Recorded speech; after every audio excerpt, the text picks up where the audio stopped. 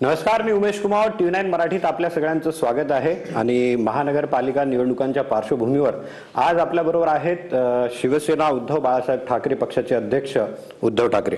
पण त्या अगोदर विशेष म्हणजे त्यांचं असं म्हणणं आहे की शिवसेना एकच आहे, ती म्हणजे ठाकरेंची शिवसेना, आणि दुसरी जी शिंदेची शिवसेना आहे ती तुमचं म्हणणं आहे शहासेना आहे. मराठी मतं फोडायला तयार केलेली, म्हणजे अमित शहांमधला शहा. हो, दुसरा काय. उद्धवजी, तुमचं स्वागत आहे TV9 मराठीबद्दल. नाही, हे बोलल्याबद्दल नाही, कारण मी बघितलं की तुम्ही प्रत्येक 2-3 तुमचे इंटरव्ह्यू बघितले, त्यात तुम्ही प्रत्येकाला हे बोललात की शिंदेची शिवसेना जी आहे, शिंदेची शिवसेना नाही, हा म्हणजे ती शहासेना आहे, एसएनसी गट येतो. आणि ती शहा त्यांची बीजेपीची बी टीम आहे. ती मराठी मतं फोडायला आणि मराठी मतं फोडून मुंबईवरती कब्जा मिळवायला. पण तुमच्या या बोलण्यामुळे एका गोष्टीला तडा बसतो, तो म्हणजे आतापर्यंत भाजपची एखादी सत्ता महाराष्ट्रात नव्हती. म्हणजे ते 72 तासात जे आलं ते कोसळलं, ते सोडून भाजप सत्तेत आली ही शिवसेनेमुळे. शिवसेनेबरोबर त्यांची सत्ता होती, आता मागची असेल किंवा आताची शिंदेबरोबरची शिवसेना. पण तुम्ही जर त्याला शहासेना म्हटलं तर भाजपची एक हाती सत्ता झाली. बरोबर आहे, पण त्या एका हाताला बोट आहेत ना बाकीची. त्याच्यात त्यांनी धनुष्यबाण चोरलाय. आणि हेच तर मी म्हणतोय की त्यांना असं वाटतं की शिवसेना त्यांनी कागदावर संपवली. नाव चोरलं, माझे वडील चोरले, सिम्बॉल चोरला, असं करून ही शहांची घाणेरडी कपटी नीती आहे. चाणक्य नीती नाही, ही कपट नीती आहे. तोडाफोडा आणि राज्य करा, लोकांमध्ये संभ्रम निर्माण करा, जिथे आपल्याकडनं काही होत नाही तिकडे संभ्रम निर्माण करा, ही भाजपची कपटी नीती आहे, कपट नीती. त्याला मी काही यश नाही मानत. म्हणजे हे सगळं आता सुद्धा जे काय चालले, धाक दपटशा, जोर जबरदस्ती, आता बिनविरोध निवडणुका, ह्या आतापर्यंत एवढ्या प्रमाणावरती नव्हत्या होत. आणि आम्ही त्याच्यावरती टीका केल्यानंतर देवेंद्र फडणवीसांना मिरचीची धुरी का लागली, कारण त्यांनी सत्तेचा दुरुपयोग करतात. आज निवडणूक आयोग असेल किंवा त्यांचे आरो असतील, ह्या आरोंचा टेलिफोन रेकॉर्ड चेक करा, तो त्याने आता पुसला असेल. पण त्यावेळेला कोणत्या मंत्र्यांचे त्यांना फोन गेले, काय काय त्याच्यात संभाषण झालं.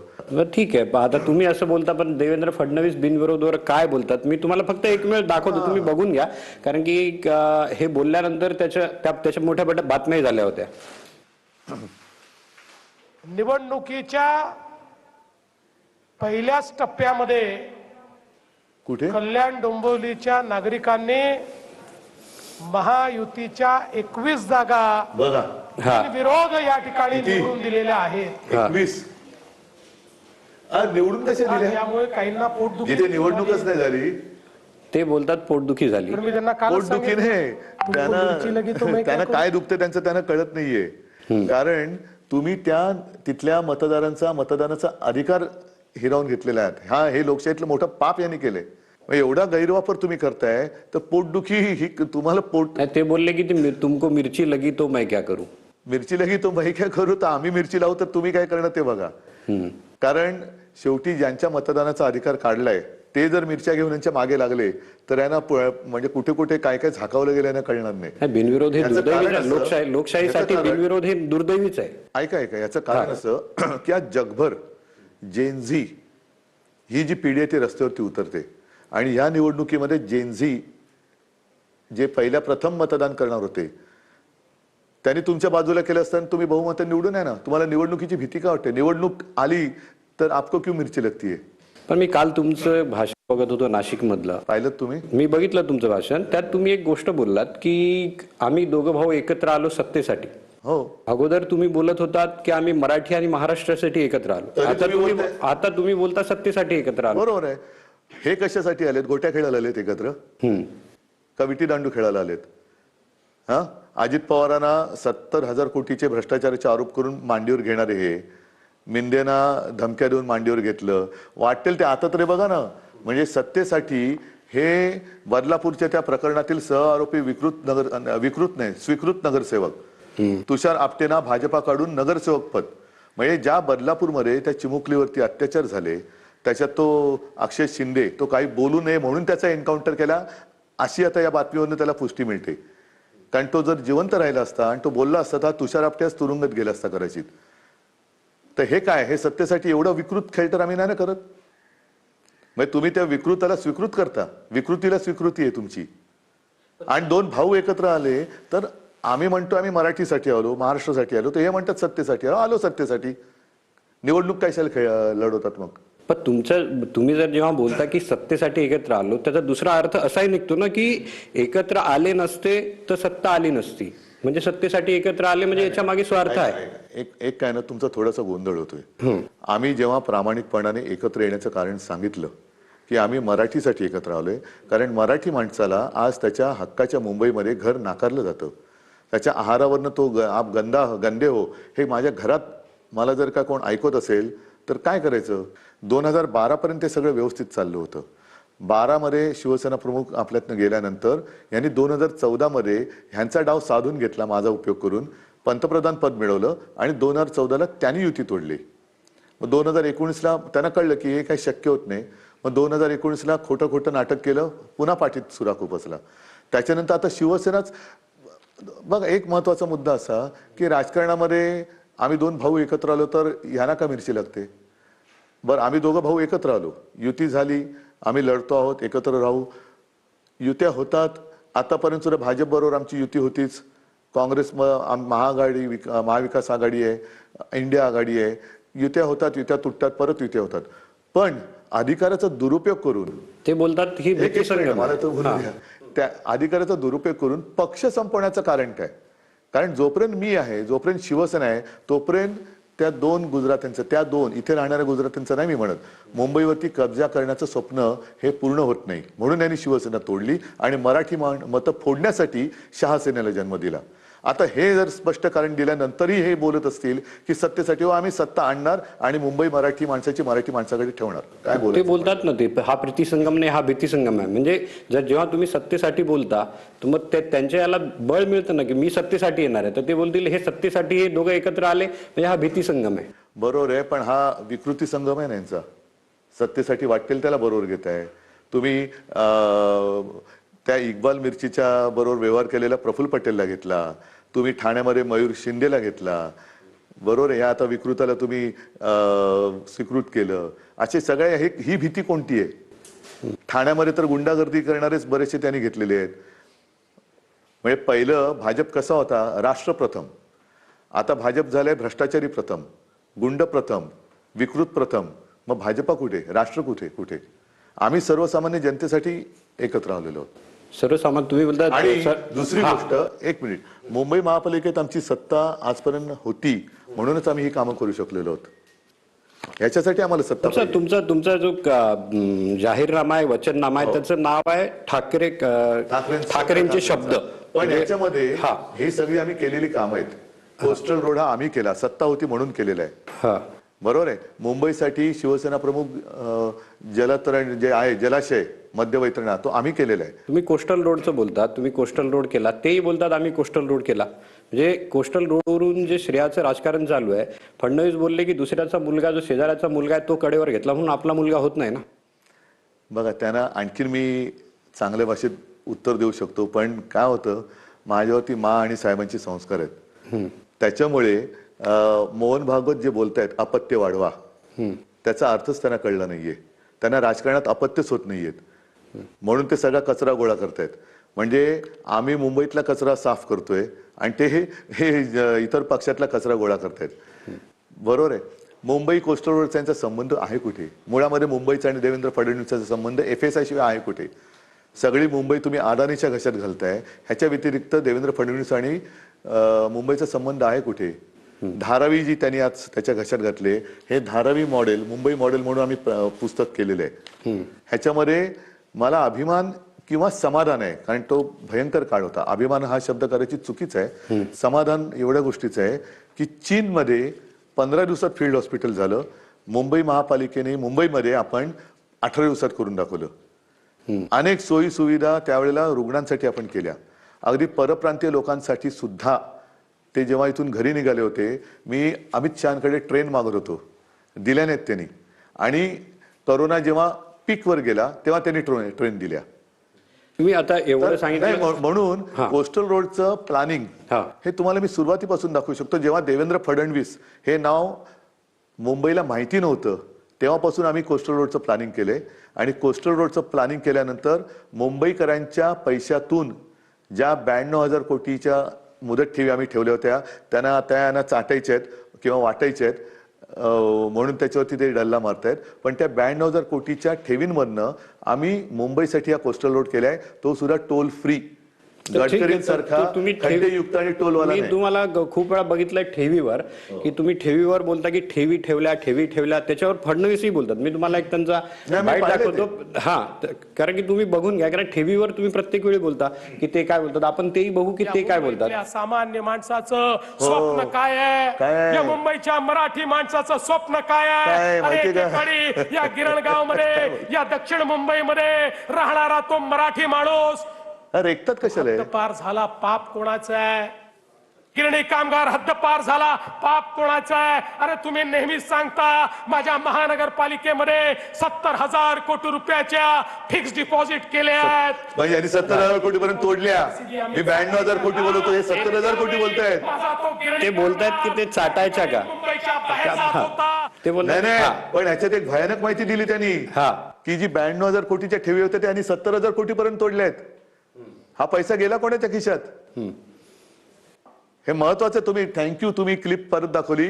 70,000, मी 92,000 कोटी म्हणतोय, हे 70,000 म्हणजे यांनी वरचे 22,000 कोटी खाल्ले की. मग हे कोणाच्या खिशात घातले? कोणाला चाटायला दिलेत? कोणाची चाटताय तुम्ही बूट?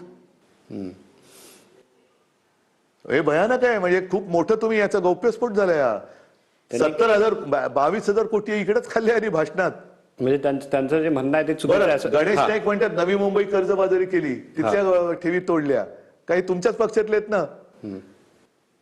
मग त्यांना समजा ना, अरे ठेवी काय चाटायच्या होत्या का म्हणून.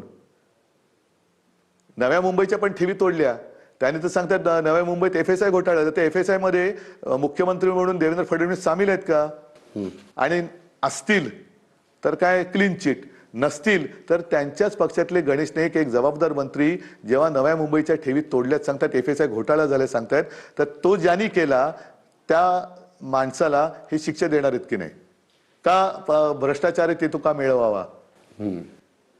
पण थँक्यू, तुम्हाला हे मी ऐकलं नव्हतं. त्यांनी इथेच 22,000 कोटीच्या ठेवी मोडल्यात. म्हणजे आणखीन मला कळले की परत 17,000 कोटी तोडणार आहेत. आता या ठेवी कशासाठी असतात सांगतो तुम्हाला. चाटायला नसतातच आणि त्या कॉन्ट्रॅक्टरला वाटायलाही नसतात. देवेंद्र फडणवीसांसारख्या या ठेवींमध्ये आज जो आझाद मैदानावरती BST कामगार बसलेला आहे, त्याला 1 जून 2024 पासून देणी दिलेली नाहीत. ह्या सगळ्या कामगारांची ग्रॅच्युइटी, प्रॉव्हिडंट फंड, त्याच्यात काही कॉन्ट्रॅक्टरच्या ठेवी असतात. आणि लॉंग टर्म प्रोजेक्ट जसा कोस्टल रोड झाला, जो पुढच्या 100 वर्षासाठी मुंबईकरांच्या उपयोगी आहे, पाणी पुरवठ्याचा असेल, मिडल वैतरणा धरण असेल, ज्या मोठ्या प्रमाणावरती मुंबईकरांसाठी आवश्यक असलेल्या सोयी सुविधांसाठी या ठेवी असतात. त्या खर्च करताना आवक आणि जावक ह्याचं एक ताळमेळ घालावा लागतो. आता यांनी मुंबईचे सगळे स्त्रोत जे होते ते मारून टाकलेत. आता ऑक्ट्राय मारून टाकला, तो GST वरती जातो. त्याच्यानंतर सगळी डायमंड मार्केट होतं, मोठमोठी आस्थापनं होती, ही सगळी अहमदाबादला नेली. म्हणजे मुंबई संपूर्ण लुटला येते. इंग्रजांपेक्षा जास्त मुंबई, म्हणजे महाराजांनी सुरत लुटली होती त्याच्याही पेक्षा जास्त हे मुंबई लुटतात. तुम्ही वारंवार बोलता की हा माझा स्पष्ट आरोप आहे की महाराजांनी सुरत स्वराज्यासाठी लुटली होती. त्या इंग्रजांना मदत करणाऱ्यांच्या व्यापाऱ्यांच्या त्या हे होत्या आणि स्वराज्यासाठी लुटली होती. हे मुंबई लुटतायत. इंग्रजांपेक्षा जास्त भयानक पद्धतीने मुंबई लुटतायत आणि मुंबईच्या सगळ्या गोष्टी मुंबई बाहेर नेऊन मुंबईला भिकारी करतायत. पण तुम्ही त्यांच्या बरोबरच होते या अगोदरी, तेव्हा तुम्हाला असं दिसलं नाही? ते तर सत्तेतही तुमच्या बरोबर होते, ती BMCतही तुमच्या बरोबर सत्तेत. तुम्हाला असं दिसलं नाही की ही अशी डिसिजन त्यांचे आहेत, हे निर्णय असे आहेत की यांना आता मुंबई गुजरातला घेऊन जायचे, मुंबईचं महत्व कमी करायचं? तुम्हाला दिसलं असेल ना काहीतरी असं? नाही, आम्ही होतो तेव्हा हे करूच शकले नव्हते, म्हणून तर त्यांनी युती तोडली, म्हणून तर त्यांनी शिवसेना संपवला काढली. हे बरोबर होते. 2012 ते 17ला आम्ही युती तोडली. 17ला मी तोडली युती, कारण त्यांचं वेडवाकडं काहीतरी सुरू झालं. 2012ला मुंबई महापालिका 640 ते 650 कोटीच्या त्रुटीमध्ये होती. म्हणजे कर्जात होती म्हणा किंवा खड्ड्यात होती म्हणा. ती 2022 पर्यंत आम्ही 92,000 कोटीपर्यंत नेली प्लस. हे तेव्हा 17 पर्यंत भाजप होताच बरोबर, पण तेव्हा आम्ही मुंबई लुटू देत नव्हतो. म्हणजे तुम्हाला माहित होतं की हे लोक मुंबई, तेव्हा त्यांची हिंमत नव्हती होत. की हे मुंबईला दूर करतायत असं तुम्हाला माहित नव्हतं का त्यावेळेस? नाही तर म्हणजे मुंबईला दूर करण्याचा प्रयत्न करतात त्यांच्याबरोबर तुम्ही सत्ता उपभोगली असाही त्याचा अर्थ होतो ना, पण तेव्हा त्यांचा प्रयत्न झाला नव्हता, हिंमत नव्हती त्यांची. हे आता गेल्या 2-3 वर्षात मुंबईमध्ये 2-3 गोष्टी ह्या प्रकर्षाने तुम्हाला जाणवतील. एक तर मुंबई माणसावरती यांची दादागिरी ठराविक बिल्डर लोकांची. मुंबईची जमीन ही मुंबईकरांची आहे. तुम्ही म्हणजे जे बिल्डर आहेत ते व्हेज नॉनव्हेज बिनव्हेज करायला लागले. हे कोण आहेत ही लोक? हाकलून दिली पाहिजे त्या लोकांना, या बिल्डर लोकांना मी म्हणतोय. बिल्डर लोकांना इथे जे वर्षानुवर्ष अमराठी राहत आहेत त्यांच्याबद्दल ना त्यांची आमच्याबद्दल तक्रार आहे ना आमची त्यांच्याबद्दल तक्रार आहे. नाही, ते बोलतात ना विकासावर. आता विकासावर आलो म्हणून मी तुम्हाला कोस्टल सांगतो. रोडा विकास नाहीये का? शाळांच्या सुधारणा विकास नाहीये का? झोपडपट्टीमध्ये टॉयलेट देणं हा विकास नाहीये का? झोपडपट्ट्यांना धारकांना चांगलं घर देणं विकास नाहीये का? चांगले रस्ते देणे विकास नाही का? शाळांचा दर्जा सुधारणं विकास नाही का? वैद्यकीय महाविद्यालय ते बोलतात आम्ही मेट्रो 485 किलोमीटर केली. यांनी 10 वर्षात 18 किलोमीटर केली. वैद्यकीय महाविद्यालय स्थापन केले विकास नाहीये का? हॉस्पिटलचं निर्माण केलं विकास नाहीये का? जगातल्या सर्वात माफक दरामध्ये प्रवासी सेवा बीएसटीच्या माध्यमातून दिली, हा विकास नाहीये का? कितीतरी विकासाची कामं आम्ही केलेत. महापालिका त्याच्यासाठी असते, हिंदू मुस्लिम झगडे लावायला नसते महापालिका. पण ते आता तुम्ही बोलत. बरं, मला एक भाषण असं दाखवा मोदींपासून फडणवीसांपर्यंत. अगदी नगरपालिकेची निवडणूक असेल तरी नशीब हे शाळेत नाही येत. नाही तर शाळेतल्या मॉनिटरच्या निवडणुकीसाठी हिंदू मुस्लिम वाद केलाच त्यांनी. वर्गाचा मॉनिटर कोण होणार? एक भाषण असं दाखवा की ज्याच्यात त्यांनी हिंदू मुस्लिम वाद नाही आणला. ठीक आहे, मी एक त्यांचं भाषण दाखवतो. एक भाषण दाखवतो तुम्हाला, त्यांचं विकासावरच आहे त्यांचं भाषण. लावतो व्हिडिओ. तर यांच्याजवळ सांगण्याकरता काहीच नाही. हे काहीच सांगू शकत नाही. तुमच्याबद्दल बोलतात ते. आतापर्यंत सांगितलं ते काय बोलू? हा, कुठल्याही प्रकारे विकासावर बोलत नाहीत.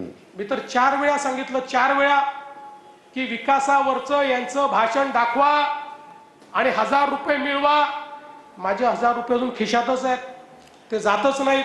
कॉन्ट्रॅक्टर आज मी ठरवलं की आता 1000 रुपये नाही, ते जर विकासावर बोलले मी 2000 रुपये या ठिकाणी देणार आहे. मी माझा प्राइज मनी जो आहे आता 2000 रुपयाला नेलेला हे आहे. कोणी लिहून दिले? हे चांगले लिहून दिले. मग माझं आव्हान आहे की देवेंद्र फडणवीसांपासून मोदींपर्यंत त्यांचं निवडणुकीतलं एक भाषण असं दाखवा जे हिंदू मुस्लिम वादाशिवाय झालेलं आहे. मंगळसूत्र चोरीपासून, बरोबर आहे, कटेंगे तो बटेंगे फटेंगे, आता फटेंगे झाली त्यांची. आणि मी 1 लाख रुपये सगळ्या हिंदू मुस्लिम ख्रिश्चन सिख ईसाई सगळ्यांकडनं गोळा करून 1 लाख रुपये देतो. हे जे आहे हे काय आहे? आमची होर्डिंग, त्यांचं एक होर्डिंग असं दाखवा की यांनी केलेलं काम आहे. सांगतो तुम्हाला, आमची होर्डिंग आहेत ही 2012 पासून. 2012ला गोपीनाथ मुंडे होते, शिवसेना प्रमुख पण होते. गोपीनाथ मुंडे काय आहे? हे लढणारी लोक नाहीत, हे हातपाय गाळणारी माणसं आहेत. लढायचं आम्ही. आमचा महापौर झाला का यांचा फुकटामध्ये उपमहापौर. फुकटात म्हणजे एक उपकार म्हणून. आमच्याकडे स्टँडिंग असली का यांच्याकडे कुठली इम्प्रुव्हमेंट कमिटी, आमच्याकडे ही कमिटी असेल ह्यांना ही त्यांना ती. बरं, यांचे नगरसेवक किती असायचे? 20-25. बरोबर आहे. पूर्ण जाहिराती आम्ही करायच्या. शिवसेनेच्या बळावरच भाजप होती असं. तेव्हा आमच्या ताटात जेवायचे हे. आता त्यावेळेला मुंडे आलेले, उद्धवजी कसं करणार, काय करणार? म्हटलं थांबव, कशाला घाबरता? आणि आम्ही होर्डिंग केली, करून दाखवलं. त्याच्यानंतर 2017ला पुन्हा करून दाखवलं. आज सुद्धा आमची होर्डिंग लागलेत, होय हे आम्ही केलं. त्यांची होर्डिंग लागली, विनाशाची गती ना. त्यांची होर्डिंग लागली की त्यांच्या भूल थापांना भुलणार नाही, मुंबई आता थांबणार नाही, विकासाची दिसते गती म्हणून विनाशाची दिसते गती. हा, ते चुकलं, स्पेलिंग मिस्टेक आहे ते. हा, विनाशाची दिसते गती. कारण सगळीकडे विनाश. नव्या मुंबईमध्ये गणेश नाईक बोलतायत, ठाण्यामध्ये संजय केळकर बोललेले आहेत, मुंबईमध्ये तर स्वतःच करून टाकलेलं आहे. तिकडे ठाणे, घोडबंदर, कुठला आणि तो उन्नत आणि भुयारी मार्गात 3000 कोटीची चोरी सुप्रीम कोर्टाने पकडून दिली. मग जाऊ तिथे खाऊ आणि 1000 रुपये वाटतात. लाखो कोटी रुपये खात्यात आणि 1000 रुपये वाटत. लाज वाटली पाहिजे. आता तुम्ही त्यांना तुम्ही त्यांना 1 लाख रुपयाचं चालेल, 1 लाख रुपयाचं देतो त्यांना की त्यांनी हे. आता मुंबईचा महापौर कोण होणार? कोणी सुरुवात केली? कोणी सुरुवात केली? आम्ही केली. सुरुवात कोणी केली? बरं. त्यांनी ते बोलतात की हे खान महापौर करणार. हो, ही सुरुवात कोणी केली? म्हणूनच मी बोलतो ना की मुंबई महापालिकेची निवडणुकीत आहे पहिला हा जो मुद्दा तुम्ही आणला, एक मुद्दा, एक भाषण असं यांच्या प्रचाराचं दाखवा कोणाचंही की ज्याच्यात त्यांनी हिंदू मुस्लिम नाही आणलेलं. किती काय तुम्ही डोळ्यात सगळी धूळ फेकणार? म्हणजे लोकांची घरं जाळायची आणि त्याच्यावरती पोळ्या शेकणारे नालायक लोक आहेत. आता तुमचा जो वचननामा आहे त्याचं आहे की शब्द ठाकरेंचा. हो, कारण मोदी गॅरंटी आता चालत नाही. म्हणजे ते बोलतात ना ठाकरे ब्रँड, तेही बोलतात ना. तर तुम्ही बोलले की मोदी गॅरंटी, तसं त्यांचे आहे ना की ठाकरे ब्रँड. आता ठाकरे म्हणजे ब्रँड मध्ये बाळासाहेब ठाकरे एकमेवच ब्रँड होता, त्यानंतर आता तो ब्रँड नाही. फडणवीसांचं वाक्य आहे ते. त्याच्या आधी प्रबोधनकर होते, त्याच्या आधी म्हणजे यांना काय आगापिछा नाहीये असंच बोलावं लागेल. आमची घराण्याची परंपरा आहे, यांची परंपरा काय आहे? यांना स्वतःच्या बापाचं नाव लावायला भीती लाज वाटते? लावा ना स्वतःच्या बापाचं नाव, जसं मी अभिमानाने लावतो. काय नाही तुम्ही त्यांच्या बापाचं नाव लावायला तर लाज लज्जा शरम का वाटते? मी लावतो ना, बाळासाहेब लावायचे ना. आमची घराण्याची परंपरा आहे. घराणेशाही म्हणा तर घराणेशाही आहे, पण घराण्याची परंपरा आहे. अगोदर महापौर कोण होणार याच्यावरून सुरू होतं की मुंबईचा महापौर मराठी होणार, खान होणार, म्हणजे बऱ्याच गोष्टी नाही, आम्ही म्हणतो मराठी होणार. हा, ते काय म्हणतात? ते होतं मराठी हिंदू होणार. मग देवेंद्र फडणवीस हिंदू आहेत की नाही आहेत?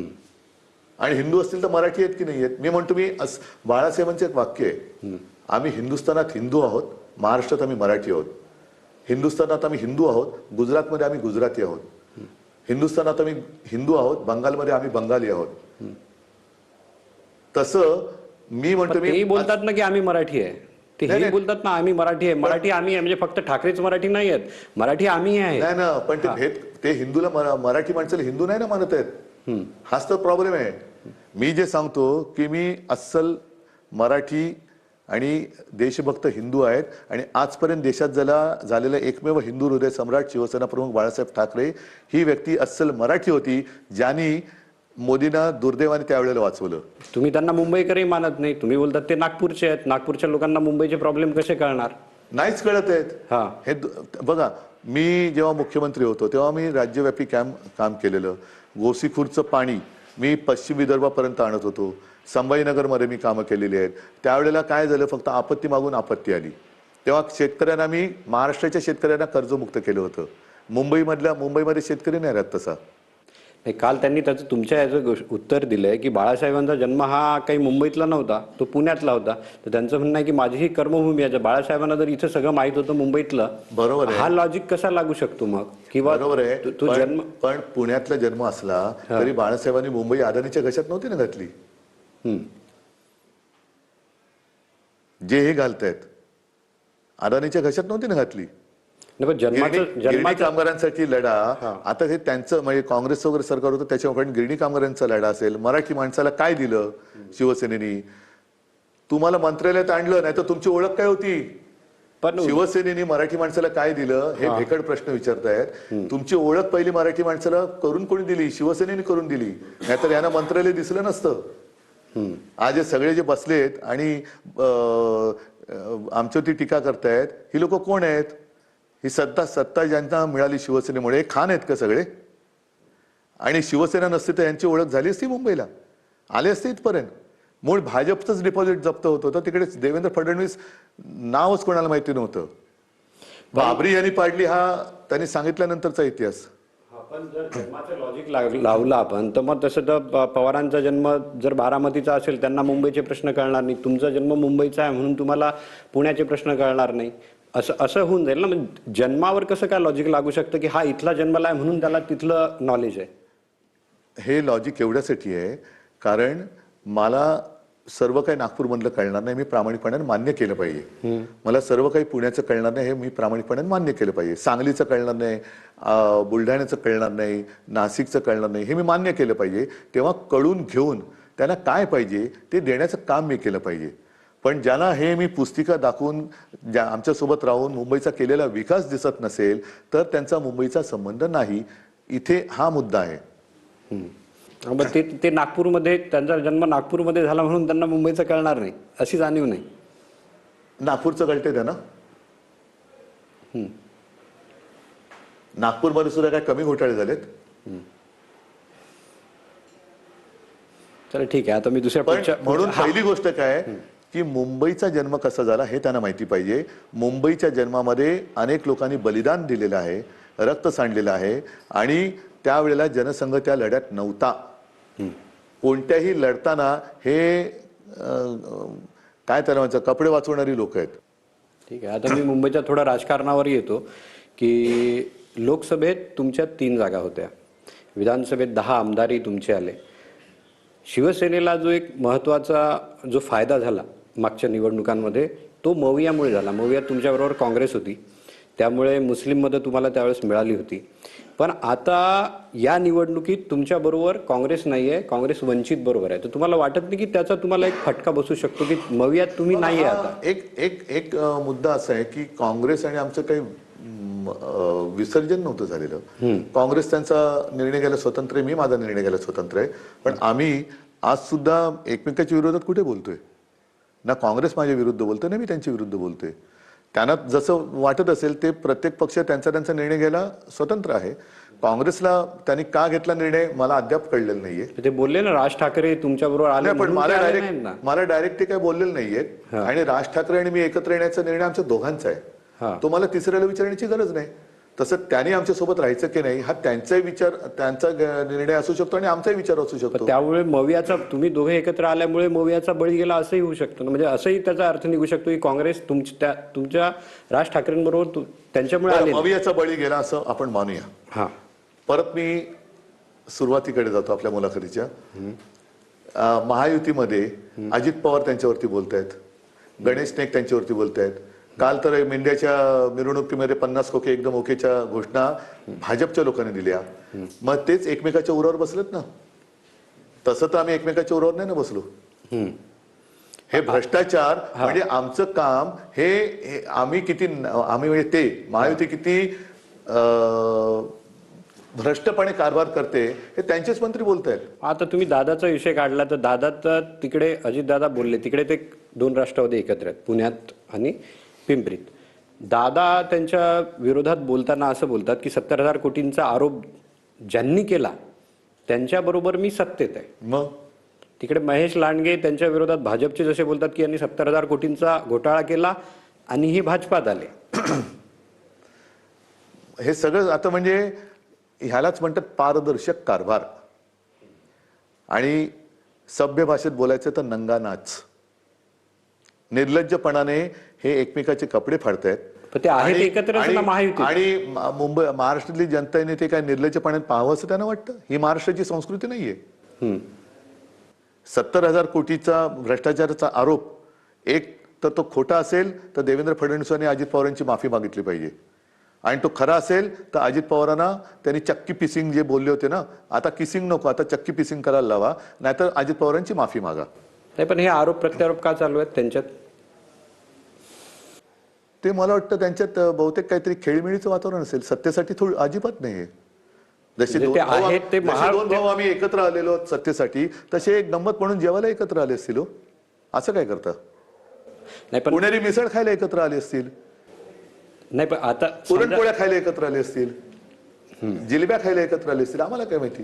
ठीक आहे, मी पुन्हा त्याच मुद्द्यावर येतो, पुण्याच्या मुद्द्यावर, दादाच्या मुद्द्यावर. जर दादा त्यांच्याबरोबर नुरा कुस्ती खेळतायत म्हणजे दादा त्यांच्याबरोबरच आहेत महायुतीत, जर असं असेल तर तुम्ही मागच्या वेळेस मी तुमची मुलाखत घेतली होती त्यावेळेस तुम्ही एक शपथ घेतली होती की जेही बीजेपीला प्रत्यक्ष वा अप्रत्यक्ष मदत करतील त्यांच्याबरोबर मी जाणार नाही. आता जर दादांबरोबर तिथे राष्ट्रवादी काँग्रेस आहे तर मग तुमच्याबरोबर ती इथे का आहे? तिथं अप्रत्यक्ष जर दादाबरोबर तिथे राष्ट्रवादी काँग्रेस आहे पुण्यात म्हणजे राष्ट्रवादी काँग्रेस शरद पवारांची, तिची अप्रत्यक्ष मदत सरकारला बीजेपीला आहे असा त्याचा अर्थ होतो. मग ती तुमच्याबरोबर का आहे मुंबईत? आता दादा आणि भाजपचं लागले हे तुम्हीच सांगितलं आता मला. महेश लांडगे ती नुरा कुस्ती आहे असंही बोलतात ना. एक मिनिट सांगतो तुम्हाला. आता ही नुरा कुस्ती आहे हे आतापर्यंत दिसतंय, पण पहिल्या प्रथम ह्या निवडणुकीत एक वेगळं पण दिसतंय. ते म्हणजे कसं की 2 पवारांचं एकत्रीकरण एका बाजूला दिसते आणि त्याच बाजूला दुसऱ्या बाजूला महेश लांडगे ना काय महेश लांडगेच ते त्यांच्यावरती आरोप करतायत. आजपर्यंत भाजपनी अजित पवारांवरती ब्र काढला नव्हता. ब्र काढला नव्हता. मी सध्या काहीच बोलणार नाही. कोण बोललं? फडणवीस. मी सध्या काहीच बोलणार नाही. बरोबर आहे, कारण त्यांचे अंगलट आले आता. हा. त्यांच्या अंगलट आले. म्हणून मी म्हटलं ना, एक तर 70,000 कोटीचे आरोप तुम्ही सिद्ध करा, नाही तर अजित पवारांची माफी मागा. आणि दुसरी गोष्ट, तुम्ही जे म्हणालात त्या मुद्द्यावर मी आजही कायम आहे. भाजपला प्रत्यक्ष अप्रत्यक्ष मदत करणाऱ्यांवर मी जाऊ शकत नाही. परंतु आत्ता एक थोडंसं वळण याला मिळतंय का, की भाजपमधनं पहिल्या प्रथम अजित पवारांवरती थेट आरोप सुरू झालेत. अजित पवार सुद्धा त्यांच्यावरती बोललेले आहेत. आता हा पुढचा क्षण मोक्याचा आहे. हा. कारण अंबरनाथमध्ये जे झालंय, अंबरनाथनी भाजपने काँग्रेसबरोबर युती केली. काँग्रेसबरोबर युती केली. बरोबर आहे. आता ती काँग्रेस माझ्यासोबत नाहीये. बरं, अकोटमध्ये भाजपने MIM बरोबर युती केली. ह्या शहासेनेनी MIM बरोबर परभणीमध्ये युती केली. त्याच्यामुळे हे सगळे जे चालले ना, हे थोडंसं तुम्ही लांबून बघताय, लांबून Wait and watch नाही, करताय. थोडंसं वेट अँड वॉच करायला पाहिजे, की नेमकं आता कळत नाहीये कोण कोणावर चाललंय. जर उद्या विलिनीकरण झालं राष्ट्रवादीचं किंवा ते एकत्र आले आणि तर भाजपपासून मग वेगळे त्यावेळेस झाले. मग आणि भाजपपासून वेगळे झाले. भाजपपासून कसे वेगळे होणार? अरे ते दादा तुम्ही आणि मी कसं भाजपबरोबरच ठरवणार? आहेत. तुम्ही आणि मी कसं ठरवणार?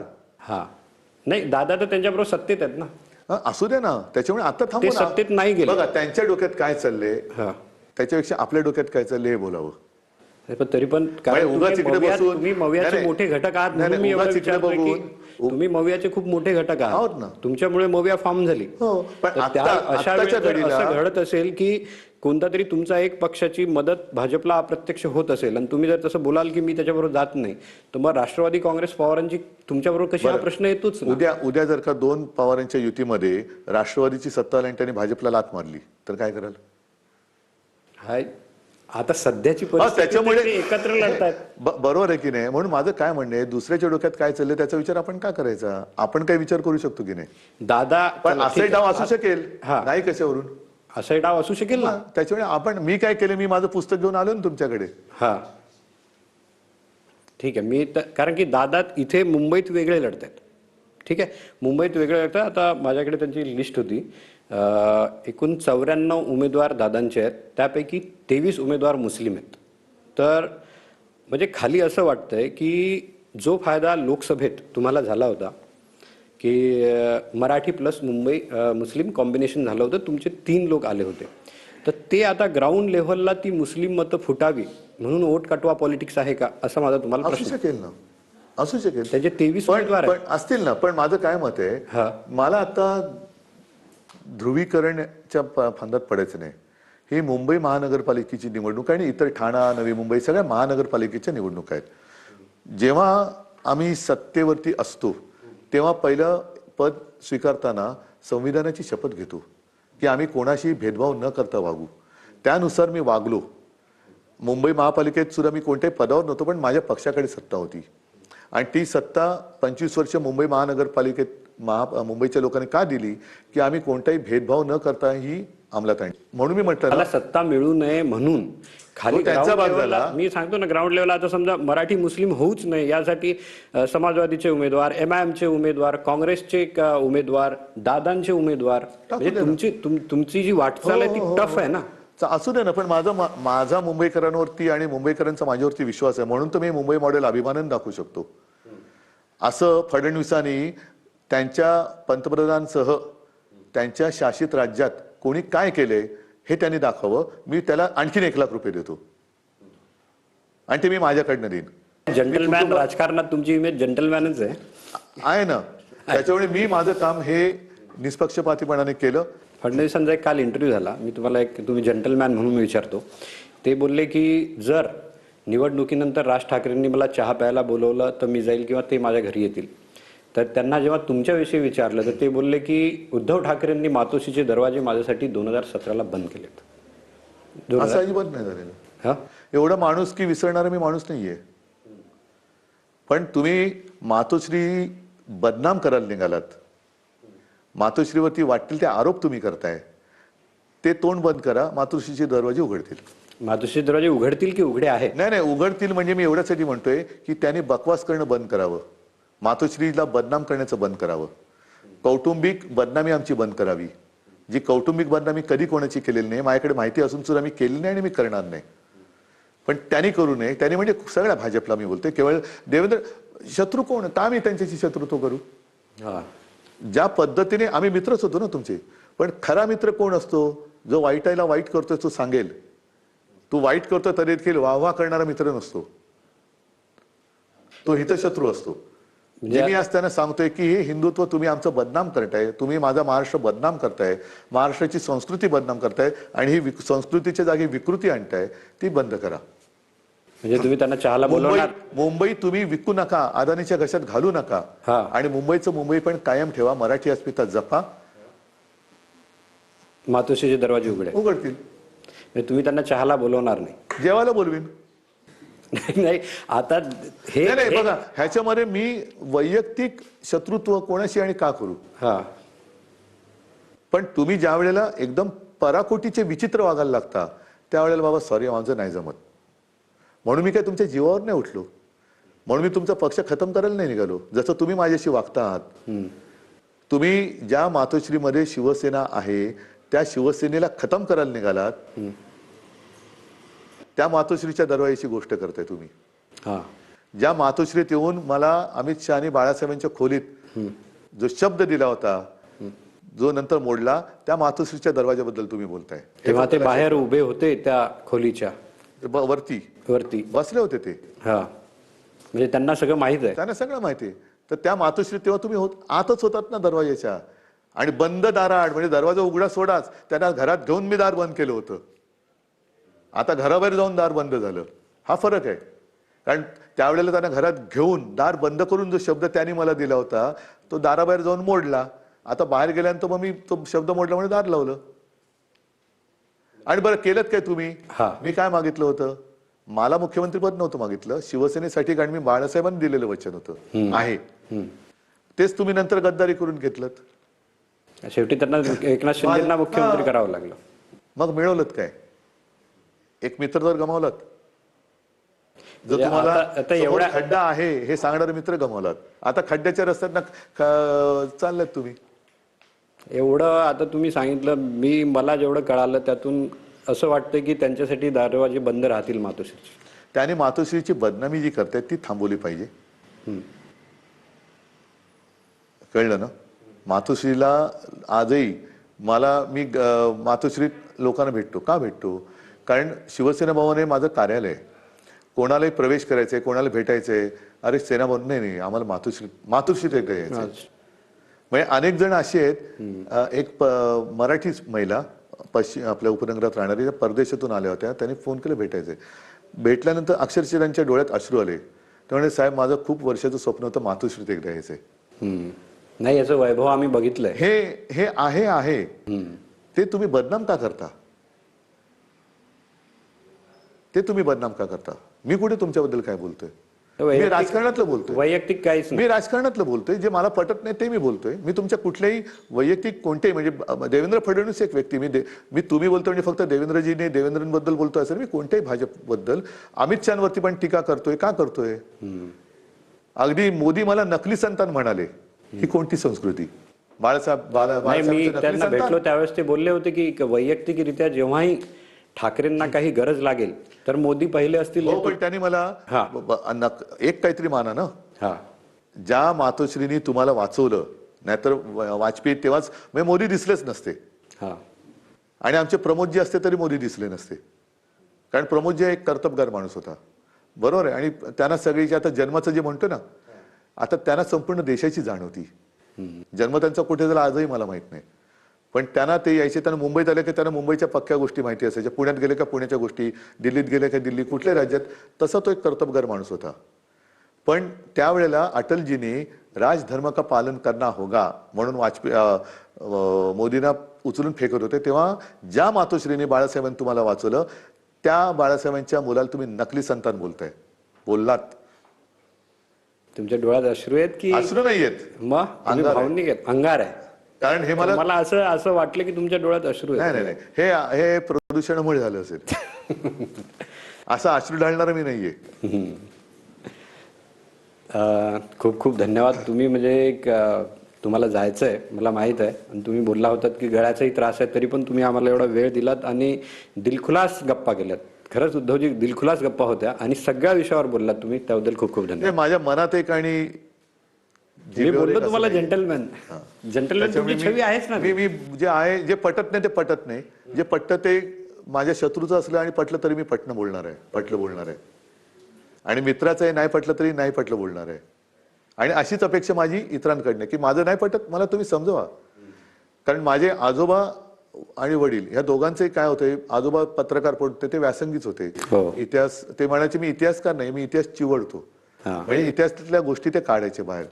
बाळासाहेबांची तर ओळख करून द्यायची गरजच नाहीये. आणि आजोबांचं पण ते सोडणं की टीका अशी केली पाहिजे म्हणजे ओरबाडणं असता कामा नये. टीकाकाराला कळलं पाहिजे की नेमकं काय त्याचं चुकतंय. आता हे जे काय चाललं ना, मला वाईट वाटतं की ज्या पद्धतीने आपण लोकांच्या आयुष्याशी खेळतोय, बिनविरोध निवडणुका करून त्यांच्या मतदानाचा अधिकार काढतोय, निवडणुकीत वाटेल तसे पैसे वाटून सत्ता मिळवतोय आणि सत्तेनंतर पुन्हा सत्तेतून पैसा, पैशातून सत्ता, लोकांच्या आयुष्यात काय, ह्याचं मला वाईट वाटतंय. आणि म्हणून मी ही कामं परत परत तुम्हाला का दाखवतो की अरे सत्तेसाठी कशासाठी सत्ता पाहिजे, तर आम्हाला ह्याच्यासाठी सत्ता पाहिजे, ह्याच्यासाठी सत्ता पाहिजे. आज रस्त्यावरती उतरून न्याय मागू शकतो, पण जो कोस्टल रोड केलाय तो रस्त्यावरती उतरून नाही होणार. तर त्याच्यासाठी सत्ता पाहिजे एक. आणि लोकांनी आता ठरवायला पाहिजे की आपलं आयुष्य कसं पाहिजे, की श्वास घेताना शुद्ध हवा गेली पाहिजे का भ्रष्टाचाराचं प्रदूषण आत गेलं पाहिजे, हे लोकांनी ठरवायचंय. चला ते 15 तारखेला लोक ठरवतीलच असं ठरवावं अशी अपेक्षा आहे. खूप धन्यवाद. जय हिंद, जय महाराष्ट्र. जय महाराष्ट्र.